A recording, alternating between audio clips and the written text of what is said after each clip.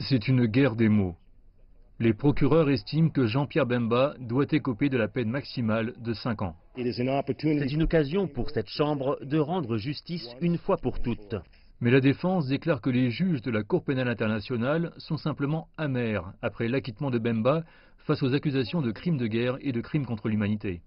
Le procureur s'est attribué le rôle de juge, de jury et de celui qui applique la peine du cas d'acquittement. Quand les avocats se querellaient sur la sentence qu'il devrait recevoir, Bemba n'était pas au tribunal. La dernière fois, il était ici, à La Haye.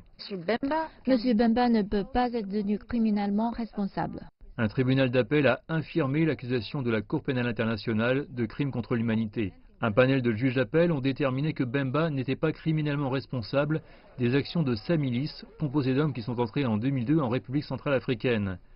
Certains de ces gangs de miliciens ont violé des femmes alors qu'ils étaient envoyés pour empêcher un coup d'État. Les procureurs se disputent maintenant sur le fait que dans la mesure où certains témoins ont été subordonnés du côté de Bemba, les juges devraient l'accuser de corruption de témoignage. Mais selon la défense, les procureurs essaient juste de remettre ce procès en litige. La défense s'est vue accorder 2 semaines pour soumettre une réponse écrite au nouvel argument de l'accusation. Par ailleurs, des activistes des droits de l'homme s'inquiètent à l'idée que Bemba puisse être de nouveau un homme libre.